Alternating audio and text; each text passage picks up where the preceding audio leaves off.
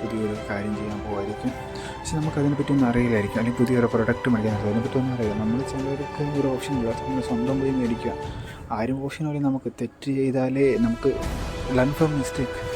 ലൈഫിൽ എന്തൊക്കെ സക്സസ് ആണ്, ബിസിനസ് ആവാം, സക്സസ്ഫുൾ പേഴ്സൺ ആവണമെന്ന് ഉദ്ദേശിച്ചാൽ നീ തെറ്റും കൊണ്ട് പഠിച്ച് നീ ഒരു ജന്മത്തിൽ പഠിക്കണം. Learn from mistake it's very important. അത് ഏത് സാധനത്തിലാണെങ്കിൽ അത് വേണ്ട സാധനം. തെറ്റും കൊണ്ട് പഠിച്ചിട്ട് നീ പഠിക്കാനേ പോകുന്നില്ല, അതായത് കാര്യം.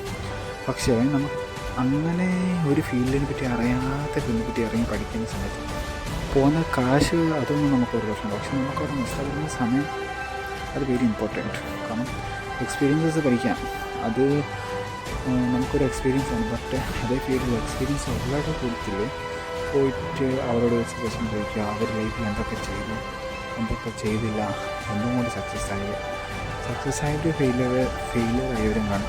നമുക്ക് ഏറ്റവും ഇമ്പോർട്ടൻറ്റ് ഫെയിലിയർ ആയവരുടെ അടുത്ത് നിന്ന് ചോദിക്കുക, താങ്കൾ എന്തൊക്കെ ചെയ്തും കൊണ്ടാണ് ഫെയിലിയർ ആയത്, എന്തൊക്കെ ചെയ്യാണ്ടിരിക്കണം. സക്സസ് ആയവർ ചിലവർ ലക്കി പാസ്സായവർ കാണും, ചില ടൈമിങ്സും കാണും. അതുകൊണ്ട് ഒരിക്കലും ചാടിയെടുത്തൊന്നും തീരുമാനിക്കല്ലേ, ഇറങ്ങുക. അത് ഒറ്റ ഓപ്ഷനുള്ളൂ. ഒന്നും വിചാരിച്ചില്ല, കണ്ണും കൂട്ടി ഇറങ്ങുക. എന്ത് വിചാരിച്ചാലും ബി പോസിറ്റീവ്, എല്ലാം നല്ലതിനു വേണ്ടി.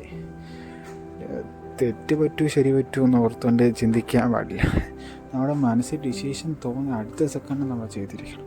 അല്ലെങ്കിൽ പിന്നെ റിഗ്രറ്റ് എന്ന് പറഞ്ഞ സാധനം ഞാൻ പറഞ്ഞിട്ടുണ്ടോ ഓൾറെഡി, അത് വന്നാൽ നമുക്ക് ഒരിക്കലും അതിന് മേഡിസൺ എന്ന് പറഞ്ഞ സാധനമില്ല. അത് നമ്മുടെ കയ്യിൽ നിന്ന് പറ്റിയ മിസ്റ്റേക്കും കൊണ്ടാണ് റിഗ്രറ്റ് എന്ന് പറഞ്ഞ സാധനം നമ്മുടെ മനസ്സിൽ വരുന്നത്. നമ്മൾ ചെയ്തും കൊണ്ടും ചെയ്യാണ്ടിരുന്നും കൊണ്ടും നടന്ന ഒരു സംഭവമാണ് റിഗ്രറ്റ്. അതിന് നോ സൊല്യൂഷൻ.